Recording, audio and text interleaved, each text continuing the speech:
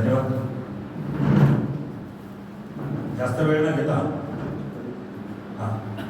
आपण फक्त सर्वांनी आपल्या कमी वेळेत आपल्याला कार्यक्रम चालू करायचा आहे आणि त्यासाठी आपण मी सर्वांना विनंती करतोय की प्रत्येकाने आपल्याला आपला परिचय नाही साहेबांनी करून देणं गरजेचं, थोडक्यात परिचय करून देणं गरजेचं.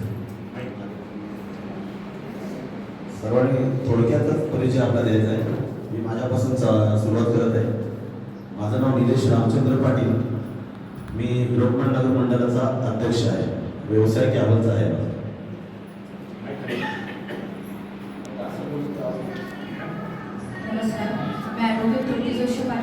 ह्या महिलेला त्याचा फायदा मिळेल असं एकदम म्हणजे मायक्रो प्लॅनिंग हे आपल्या माध्यमातून होणं गरजेचं आहे आणि त्याकरता महिलांच्या विविध योजना. आता दुसरी महत्त्वाची योजना म्हणजे आपल्याला मुख्यमंत्री अन्नपूर्णा योजना, त्यामध्ये 3 गॅस सिलेंडर फ्री मिळणार आहे. तर एक्झॅक्टली त्याचा फायदा कुठल्या महिलेला व्हायला पाहिजे. आता एका बूथमध्ये समजा 1000, बरोबर ना, एका बूथमध्ये 1000 मतदार आहेत, त्यापैकी 20% आपल्याला सापडत असल्या कारण ते स्थलांतरित होतात. उरलेले 70% जे 700 आहेत ते साधारणतः 250 कुटुंब.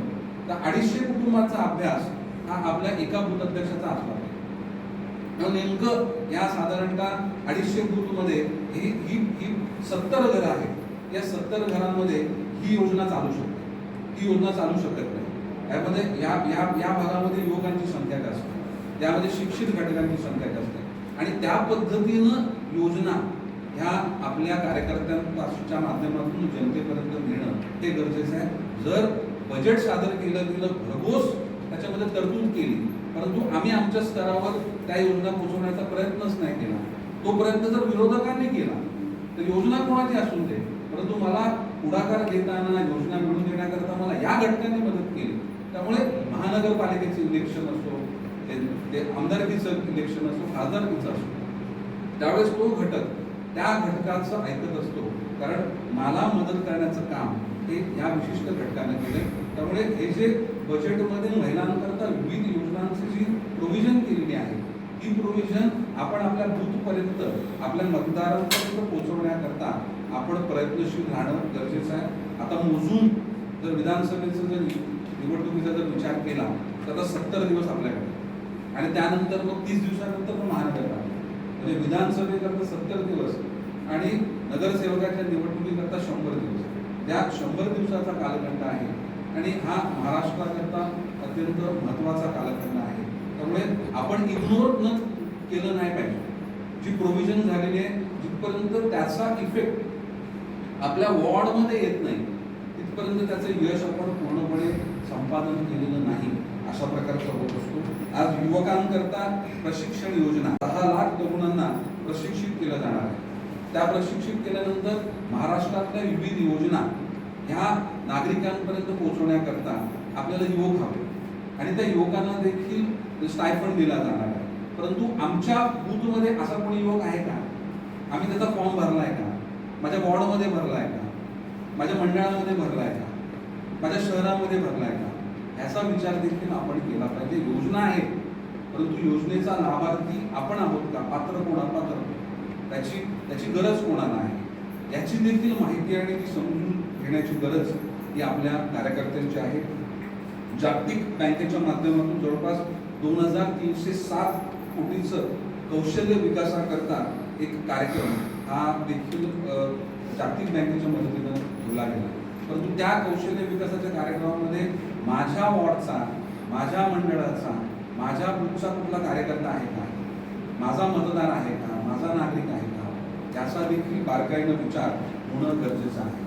आता नवी मुंबईमधील म्हापे येथे 25 एकरामध्ये जेम्स वेन ज्वेलरी पार्क होणार. म्हणजे इकडून बरेचसे ठाण्यामधले नागरिक हे नवी मुंबईमधील माइंड स्पेस असेल किंवा आमचं मिलेनियम पार्क असेल, त्या ठिकाणी खूप मोठ्या प्रमाणामध्ये जॉब करता येत असतात, जेन फिटीला जात असतात, पनवेलला जात असतात. तर हे येणारं जेम्स वेन ज्वेलरी पार्क जवळपास 2000 मायक्रो, मीडियम आणि स्मॉल स्केलच्या व्यवसायाकरता लोकांना पाठबळ देणारं ठरणार आणि जवळपास या माध्यमातून 1 लाख नागरिकांना रोजगार उपलब्ध होतो. त्यामुळे नक्कीच या 1 लाखामध्ये ठाण्यामधल्या बऱ्याचशा नागरिकांचा समावेश असेल. परंतु अशा प्रकारचं जेम्स अँड ज्वेलरी पार्क येणार आहे. आपण त्यामध्ये डिझायनिंगमध्ये एखादा कोर्स करा किंवा आपण असा कोणी कोर्स केला असेल तर आपण तिकडे अप्लाय करा. तुम्हाला त्या ठिकाणी जागतिक बँकेचं अर्थसहाय्य देखील मिळालं जाईल. आपल्याला कौशल्य विकासाच्या माध्यमातून देखील ट्रेनिंग दिलं जाईल. अशा प्रकारची जर आपण गोष्ट आपल्या नागरिकांपर्यंत पोहोचवली तर ज्यावेळेस विरोधक रोजगाराचा नरेटिव्ह टाकतात की बेरोजगारी हा प्रश्न आहे, त्यावेळेस तुम्ही हा विषय आपल्या स्थानिक लेवलवर त्यांच्यापर्यंत पोहोचवला पाहिजे आणि तो संख्येसहित पोहोचवला पाहिजे. तेव्हा जेम्स अँड ज्वेलरी पार्क येणार आहे. 25 एकराचा पार्क आहे. 2000 लोकांना त्या ठिकाणी स्मॉल मिडियम स्केलच्या लोकांना तिकडे म्हणजे समाविष्ट केलं जाणार आहे आणि 1 लाख रोजगार निर्माण होणार. हा जेव्हा नरेटिव्ह तुम्ही लोकल लेवलला सेट करता तर अरे बा तुमच्या सरकारने ह्या 60 वर्षात काहीच नाही केलं. अशा प्रकारचे पार्क कधी बनलेच नाही. मग ते स्थानिक लेवलला त्या नरेटिव्हचं उत्तर आपण द्यायचं. शेवटी सोशल मीडिया म्हणजे काय, जेव्हा स्थानिक पातळीवर एखादा माणूस, एखादा व्यक्ती, एखादा विरोधकाचा कार्यकर्ता एखादा नरेटिव्ह किंवा एखादा प्रश्न उपस्थित करतो, आपल्यावर आरोप करतो, त्या आरोपाचं खंडन आपण त्या पद्धतीनं केलं पाहिजे आणि त्याकरता आपल्याकडे देखील त्या गोष्टीचं नॉलेज आणि माहिती असली पाहिजे. मी तर आज जे आपलं विधानसभेचं अर्थमंत्र्यांचं जे बजेट आहे त्याच्या कॉप्या मी आपल्याला सगळ्यांना पाठवतो. त्या कॉप्यांमध्ये महिलांनी शोधून काढा तेव्हा आमच्या महिलांकरता काय आणि थोडीशी मेहनत करायला लागेल. कारण एका वॉर्डमध्ये जर एका महिन्याने 200 कुटुंबाची माहिती जर संकलित केली आणि त्यांपर्यंत जर आपण योग्य पद्धतीनं स्क्रीनिंग करून योजना पोहोचू शकतो तर त्याचा इफेक्ट खूप मोठा आहे. मी आपल्याला एवढं सांगतो की फक्त योजना लोकांपर्यंत पोहोचून काही आमदार झाले, काही बाकी स्वतःचं काही केलेलं नाही. फक्त केंद्र सरकार, राज्य सरकार, महानगरपालिका, नगरपालिका, जिल्हा परिषद विविध खात्यातल्या योजना त्या समजून घेतल्या. हा पण बाकी योजना लोकांपर्यंत पोहोचवण्याकरता तो कार्यकर्ता हा तहसीलदार ऑफिस, हा ई सेवा केंद्र, हा सरकारच्या म्हणजे प्रत्येक ठिकाणी पोहोचतो आणि हीच गोष्ट खऱ्या अर्थानं आपल्याला आपल्या नेत्यांनी सादर केलेलं बजेट विजन त्याचं जर पर्क्युलेशन जर शेवटच्या वॉर्डपर्यंत झालं नाही तर त्याची फळं, त्याचा इफेक्ट आपल्याला पॉझिटिव्ह दिसणार नाही. तो आपल्याला दोन्ही गोष्टींना म्हणजे खऱ्या अर्थानं त्याचे लाभार्थी आणि आपलं काम या दोन्ही गोष्टी आपण आपल्या सर्व त्या वॉर्डमधील त्या मंडळाच्या सर्व नागरिकांपर्यंत, कार्यकर्त्यांपर्यंत पोहोचवणं हे अत्यंत गरजेचं आहे. आता ठाणा म्हणजे तसं शेतकऱ्यांसाठी खूप मोठ्या योजना आहेत, परंतु आता तुम्हाला ते शेतकऱ्यांच्या योजना सांगून उपयोग आहे का? हां, परंतु असं नाही. परंतु आपल्याकडे कोणी पाहुणे आले, आपल्याकडे ग्रामीण भागातील लोक आले तर त्यांना देखील आपण सांगितलं पाहिजे की नाही बाबा शेतकऱ्यांकरता देखील खूप मोठ्या प्रमाणामध्ये या अर्थसंकल्पामध्ये प्रोव्हिजन केली. आपल्या शहरामध्ये प्रश्न आहे तो इन्फ्रास्ट्रक्चर. आता मुंबईला जाणारे, नवी मुंबईला जाणारे किंवा इकडून पलीकडे भाईंदरला जाणारे या लोक देखील म्हणजे जे कामाकरता जाणाऱ्यांची संख्या जास्त आहे. तर आता या अर्थसंकल्पामध्ये 13.45 म्हणजे एक कोस्टल रोड हा करण्याचं ठरवलेलं आहे आणि त्याकरता 3,764 कोटी तरतूद.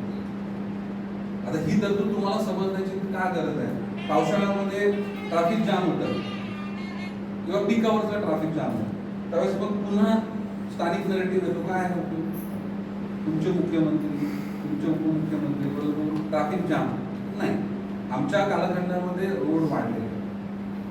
नितीन गडकरी साहेबांच्या माध्यमातून प्रत्येक दिवसाला कित्येक 100च्या पेक्षा जास्त किलोमीटर रोडचं काम दररोज होत आहे. वेगवेगळे अल्टरनेटिव्ह रोड केले जातात. आता अलिबाग पालघर कॉरिडॉर निर्माण होतो. नव्यानं म्हणजे जिथे मोबिलिटी करता विविध प्रकल्प केले जातात. तसंच हा जर कोस्टल रोड झाला तर मग पुन्हा इकडून आपल्याला म्हणजे मुंबईकडे जाण्याकरता, नवी मुंबईकडे जाण्याकरता अल्टरनेटिव्ह रोड निर्माण होईल आणि कुठेही ट्रॅफिक कंजेशन नसेल अशा प्रकारची माहिती आपण आपल्या सोशल मीडियामध्ये टाकू शकता आणि विरोधकांना उपस्थित केलेल्या प्रश्नाला किंवा त्यांनी केलेल्या आरोपाला एक योग्य पद्धतीनं उत्तर देऊ शकता आणि त्याकरता आकड्यासहित आणि ऑथेंटिक माहिती ही आपल्याकडे असणं गरजेचं आहे. त्याचबरोबर प्रधानमंत्री ई बस योजना 19 महानगरपालिकांमध्ये इलेक्ट्रिक बसेस येणार. इलेक्ट्रिक बस येणार तर काही ठिकाणी म्हणतात की अरे फार दिल्लीपेक्षा मुंबईचं पोल्युशन वाढलं, ठाण्याचं पोल्युशन वाढलं, नवी मुंबईचं पोल्युशन वाढलं. हो वाढलं, संख्या वाढली, काही गोष्टींच्यामध्ये ह्या जे जे गाड्यांच्यामुळे हे प्रॉब्लेम झाले, परंतु आता पब्लिक ट्रान्सपोर्ट करता बस, ज्या ई बसची सुविधा ही शासनानं दिलेली आहे आणि त्या माध्यमातून जे इंटेलेक्च्युअल लोक आहेत की ज्यांना वाटतं की पर्यावरण हे संतुलित राहावं, त्यांच्यापर्यंत हा मेसेज जाणं गरजेचं आहे. जेव्हा जेव्हा पोल्युशनचा विषय निघेल की तेव्हा 19 महानगरपालिकेमध्ये ई बसेसची योजना आमच्या माध्यमातून राबवली जाते. ह्या गोष्टीची माहिती अत्यंत अभ्यासपूर्वक त्या सोशल मीडियावर किंवा त्या डिबेट्समध्ये किंवा एखाद्या विरोधकांनी एखाद्या डिबेटमध्ये विचारलं त्याला उत्तर देण्याकरता की आपल्यापर्यंत असणं गरजेचं आहे. मी प्रामुख्यानं शहरी भाग असल्यामुळे जे शहरातले विषय आहेत त्याच विषयाबद्दल आपल्याला माहिती दिलेली आहे. त्याचबरोबर आज आपल्या देशाची इकॉनॉमी म्हणजे आपल्या देशाची इकॉनॉमी जे राष्ट्रपती द्रौपदी मुर्मू मॅडमनी जो आता आपल्याला पूर्ण अभिभाषण दिलं त्यामध्ये आपली अर्थव्यवस्था कशी वाढली याबद्दल देखील आपल्या नागरिकांपर्यंत माहिती जाणं गरजेचं आहे. जे 60 वर्षामध्ये होऊ शकलं नाही, परंतु 10 वर्षाचा कालखंड आणि येणारा कालखंड यामध्ये आपल्या भारताची आर्थिक स्थिती ही चांगल्या पद्धतीनं होणार आहे. फॉरेन इन्व्हेस्टमेंट होणार आहे, आपलं GDP वाढणार आहे. या गोष्टीची ऑथेंटिक माहिती नंबर सहित आपण देणं गरजेचं आहे. जे आपल्या देशाचं स्थान हे अर्थव्यवस्थेचं 11व्या स्थानी होतं ते आता 5व्या स्थानी आलंय. हे ठामपणे डिबेटमध्ये आपण मांडू शकतो. तेव्हा 11वं स्थान 5व्या स्थानी आलं आणि आपण आता 3ऱ्या स्थानाकडे जाण्याकरता आपण जे विकसित भारत अशा प्रकारच्या संकल्पनेमध्ये आपण वाटचाल करतोय. ही माहिती देखील ज्या घटकांना देणं गरजेचं आहे तिथपर्यंत आपण पोहोचवली पाहिजे. एकंदर एवढंच आहे की शहरी भाग असल्यामुळे आपण महिलांच्या योजना, युवकांच्या योजना, पर्यावरणपूरक म्हणजे आता मला वाटतं सोलार सिस्टीमचा सर्वाधिक वापर करणारं महाराष्ट्रातलं शहर कुठलं माहिती आहे? ठाणे. पण हे ठासून आपण सांगितलं पाहिजे आणि ह्या केंद्र सरकारच्या या पूर्ण आपल्या अभिभाषणामध्ये, राष्ट्रपतींच्या अभिभाषणामध्ये आणि अर्थसंकल्पामध्ये ह्याकरता ठोस तरतूद, एक चांगली तरतूद करण्यात आलेली आहे. त्यामुळे ग्रीन एनर्जी किंवा पर्यावरणपूरक प्रकल्प आणि त्याबद्दल ते साध्य करण्याकरता योजना ह्यांची माहिती आपण संपूर्ण नागरिकांपर्यंत देणं हे आपल्याला आवश्यक आहे. आणि ते करत असताना त्या योजना म्हणजे एखादा सोलार प्रोजेक्ट एखाद्या सोसायटीमध्ये आलाय, एखाद्या सर्वसामान्य घरामध्ये आलाय, एखाद्या स्मॉल स्केल युनिटच्या एखाद्या कामगारापर्यंत आलाय, अशा प्रकारचं काम झालं आणि त्याबद्दलचे जर पॉझिटिव्ह बाईट्स किंवा एखादा छोटासा व्हिडिओ बनवून आपण आपल्या सोशल मीडियावर जर अपलोड केला तर खूप मोठ्या प्रमाणामध्ये आपण विरोधकांचा नरेटिव्ह जो चुकीच्या मार्गानं जो नकारात्मकता निर्माण करतो त्याचं कन्व्हर्जन पॉझिटिव्हिटीमध्ये करू शकेल असं या ठिकाणी मला वाटतं. उगाचच म्हणजे जसं आम्हाला सगळं वाचून सांगायचं किंवा संपूर्ण अर्थसंकल्प सांगायचा त्यापेक्षा मी विचार केला की जे शहराला, महिलांना, युवकांना किंवा आपल्या शहरातील प्रमुख घटकांना ज्या गोष्टीची माहिती मिळायला पाहिजे ती गोष्ट आपल्यापर्यंत पोहोचवणं हे गरजेचं आहे. कारण आपण पोहोचवलेली काहीही लाडला बघणा योजना खूप दीर्घकाळ आपल्याला सपोर्ट देणारी ठरणार आहे. आणि आताच्या येणाऱ्या विधानसभेच्या निवडणुका, त्यानंतरच्या येणाऱ्या महानगरपालिकेच्या निवडणुका, त्याच्यापेक्षा जास्त मी भारतीय जनता पार्टीचा कार्यकर्ता आहे. कार्यकर्ता तुम्ही काय करता, तुमचं काम काय, तुम्ही ठासून सांगू शकता की नाही बाबा केंद्राच्या योजना, राज्याच्या योजना या सर्वसामान्यांना समजून सांगणं, त्यांच्यापर्यंत पोहोचवणं, NGOशी संपर्क करणं, संस्थांशी संपर्क करणं, हा सगळा एक समन्वय आपल्या सगळ्यांनी साधणं हे या संपूर्ण गोष्टींना आवश्यक आहे. मी थोडंसं म्हणजे आम्हाला दिलेलं काम मी फक्त सांगितलं नाही तर त्याचं आपण वापर कसा करावा याबद्दलची थोडीशी माहिती आपल्याला सांगितली. खरं तर मी सांगायची गरज नाही, कारण ठाण्यामधले आपण सर्व कार्यकर्ते हे योग्य पद्धतीनं काम करताय आणि योजना पोहोचवण्याचा प्रयत्न करताय. तरी देखील आता राष्ट्रपतींचं अभिभाषण आणि आपल्या महायुतीनं सादर केला अर्थसंकल्प याविषयी अजून आपण इफेक्टिव्हली आपल्या मंडळामध्ये, आपल्या प्रभागामध्ये, आपल्या मतदारांपर्यंत पोहोचवण्याकरता जर आपला काहीही प्रश्न असतील तर त्याची उत्तर मी या ठिकाणी देऊ शकतो.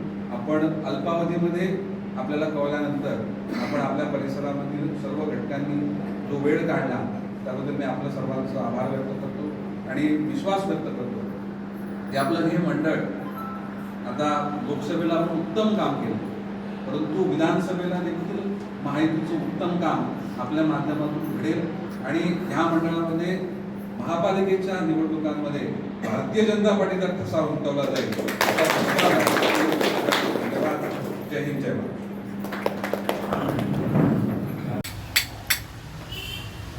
नमस्कार दोस्तों, लाडली बहना योजना महाराष्ट्र सरकार द्वारा लागू की गई एक अति उत्तम योजना है, जो हमारी उन सभी गरीब बहनों को उचित आर्थिक सहायता प्रदान देती है। 1,500 रुपये प्रति मंथ, 1,500 रुपये हर महीने की आय इस योजना के अंतर्गत हर गरीब बहनों को दिया जाता है। उन बहनों को जिनकी सालाना आय 2,50,000 रुपये से कम है, वो बहनें अपना फॉर्म भरकर लाडली बहना योजना के अंतर्गत महाराष्ट्र सरकार से 1,500 रुपये प्रति मंथ लेने की हकदार हो जाएंगी। यह हम सभी भारतीय जनता पार्टी के कार्यकर्ताओं का कर्तव्य है कि महाराष्ट्र सरकार द्वारा लागू की गई इस योजना की जानकारी घर घर तक पहुंचाएं और उन बहनों का, लाडली बहनों का फॉर्म जमा करवाने में उनकी मदद करें। यह हम सभी भारतीय जनता पार्टी के कार्यकर्ताओं का अति परम कर्तव्य है। नमस्कार, धन्यवाद।